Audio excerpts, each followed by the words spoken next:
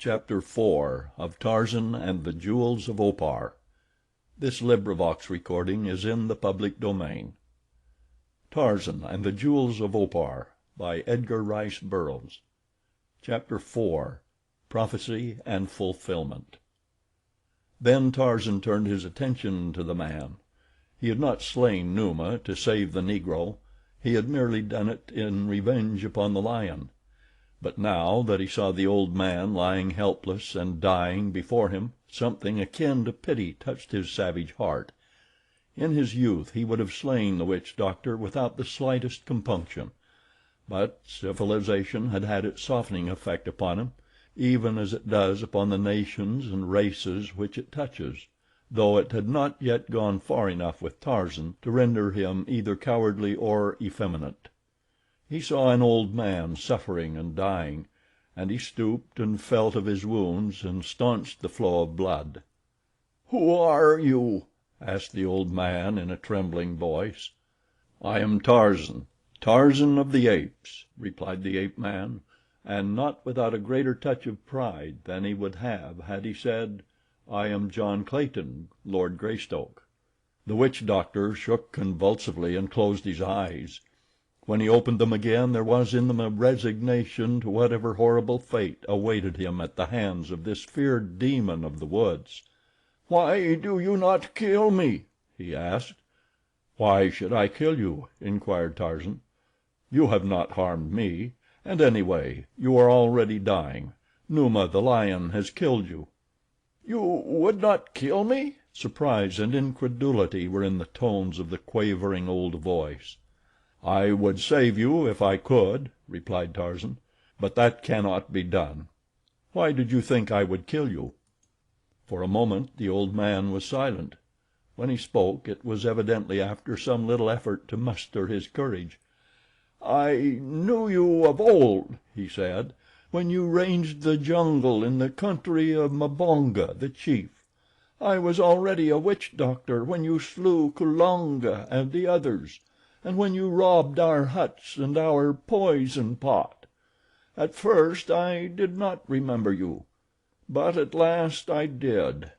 The white-skinned ape that lived with the hairy apes and made life miserable in the village of Mbonga, the chief.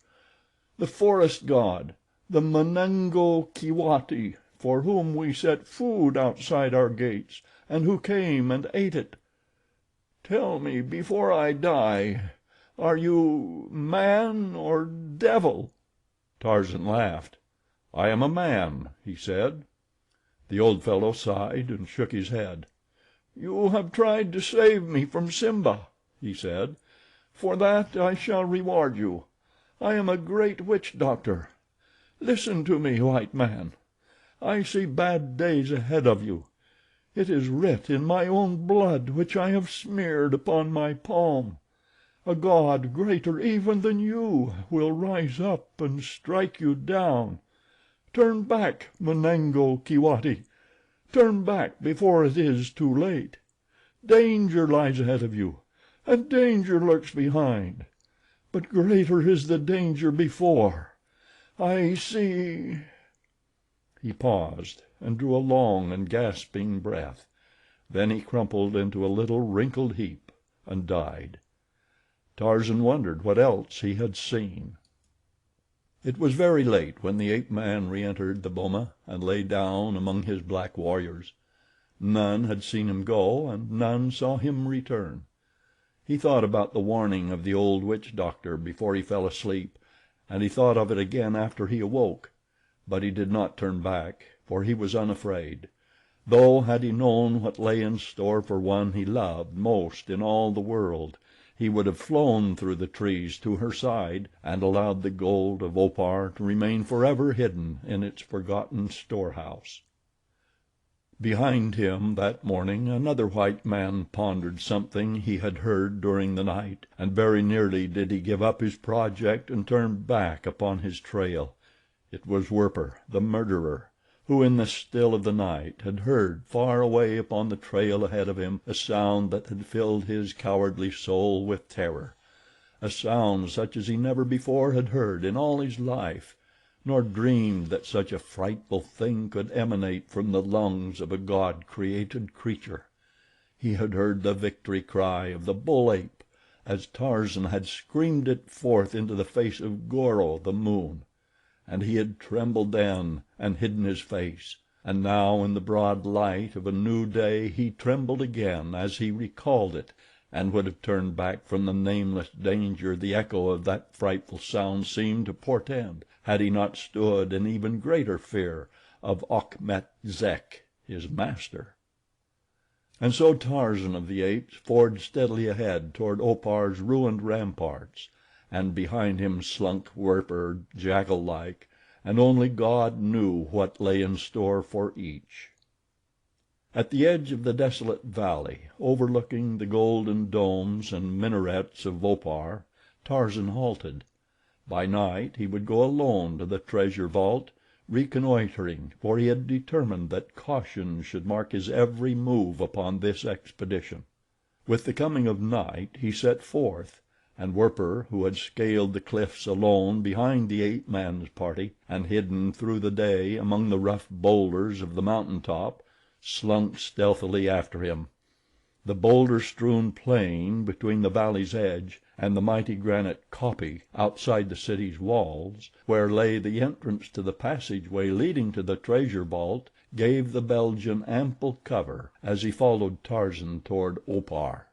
He saw the giant ape-man swing himself nimbly up the face of the great rock, Werper clawing fearfully during the perilous ascent, sweating in terror, almost palsied by fear, but spurred on by avarice, following upward until at last he stood upon the summit of the rocky hill. Tarzan was nowhere in sight. For a time Werper hid behind one of the lesser boulders that were scattered over the top of the hill, but seeing or hearing nothing of the Englishman, he crept from his place of concealment to undertake a systematic search of his surroundings, in the hope that he might discover the location of the treasure in ample time to make his escape before Tarzan returned. For it was the Belgian's desire merely to locate the gold, that after Tarzan had departed he might come in safety with his followers and carry away as much as he could transport. He found the narrow cleft leading downward into the heart of the kopje along well-worn granite steps. He advanced quite to the dark mouth of the tunnel, into which the runway disappeared, but here he halted, fearing to enter lest he meet Tarzan returning. The ape-man, far ahead of him, groped his way along the rocky passage until he came to the ancient wooden door. A moment later he stood within the treasure chamber, where, ages since, long dead hands had ranged the lofty rows of precious ingots for the rulers of that great continent which now lies submerged beneath the waters of the Atlantic. No sound broke the stillness of the subterranean vault. There was no evidence that another had discovered the forgotten wealth since last the ape-man had visited its hiding place. Satisfied, Tarzan turned and retraced his steps toward the summit of the kopje. Werper, from the concealment of a jutting granite shoulder, watched him pass up from the shadows of the stairway and advance toward the edge of the hill which faced the rim of the valley where the Waziri awaited the signal of their master. Then Werper, slipping stealthily from his hiding place, dropped into the somber darkness of the entrance and disappeared. Tarzan, halting upon the kopje's edge, raised his voice in the thunderous roar of a lion. Twice, at regular intervals, he repeated the call, standing in attentive silence for several minutes after the echoes of the third call had died away, and then from far across the valley faintly came an answering roar. Once, twice, thrice, Basuli, the Waziri chieftain, had heard and replied. Tarzan again made his way toward the treasure vault, knowing that in a few hours his blacks would be with him, ready to bear away another fortune in the strangely shaped golden ingots of Opar. In the meantime he would carry as much of the precious metal to the summit of the kopje as he could. 6 trips he made in the 5 hours before Basuli reached the kopje, and at the end of that time he had transported 48 ingots to the edge of the great boulder, carrying upon each trip a load which might well have staggered 2 ordinary men. Yet his giant frame showed no evidence of fatigue as he helped to raise his ebon warriors to the hilltop with the rope that had been brought for the purpose. 6 times he had returned to the treasure chamber, and 6 times Werper, the Belgian, had cowered in the black shadows at the far end of the long vault.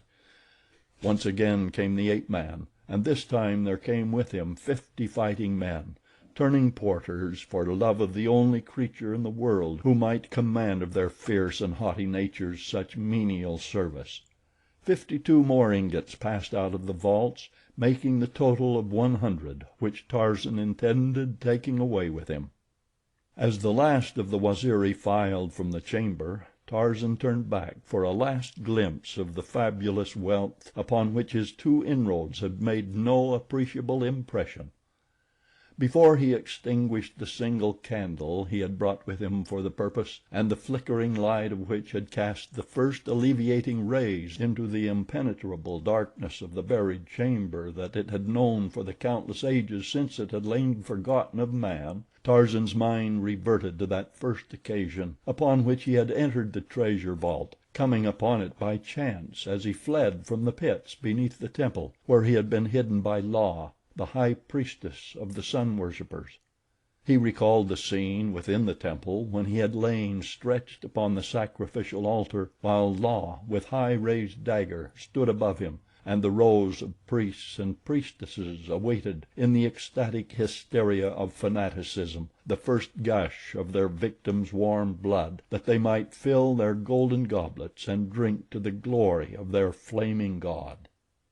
The brutal and bloody interruption by Tha, the mad priest, passed vividly before the ape-man's recollective eyes, the flight of the votaries before the insane bloodlust of the hideous creature, the brutal attack upon La, and his own part of the grim tragedy when he had battled with the infuriated Oparian and left him dead at the feet of the priestess he would have profaned.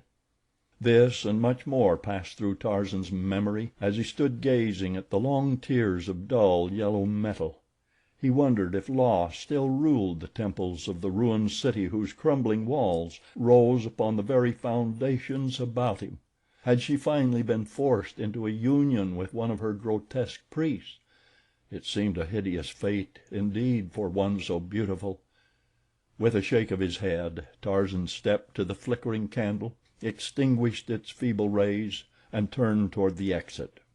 Behind him the spy waited for him to be gone.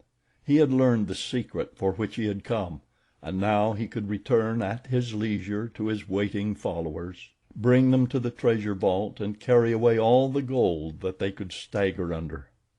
The Waziri had reached the outer end of the tunnel, and were winding upward toward the fresh air and the welcome starlight of the kopje's summit before Tarzan shook off the detaining hand of reverie and started slowly after them. Once again, and he thought for the last time, he closed the massive door of the treasure room. In the darkness behind him Werper rose and stretched his cramped muscles. He stretched forth a hand and lovingly caressed a golden ingot on the nearest tier. He raised it from its immemorial resting place and weighed it in his hands. He clutched it to his bosom in an ecstasy of avarice. Tarzan dreamed of the happy homecoming which lay before him, of dear arms about his neck and a soft cheek pressed to his. But there rose to dispel that dream the memory of the old witch doctor and his warning. And then, in the span of a few brief seconds, the hopes of both these men were shattered. The one forgot even in his greed in the panic of terror. The other was plunged into total forgetfulness of the past by a jagged fragment of rock which gashed a deep cut upon his head. End of chapter 4.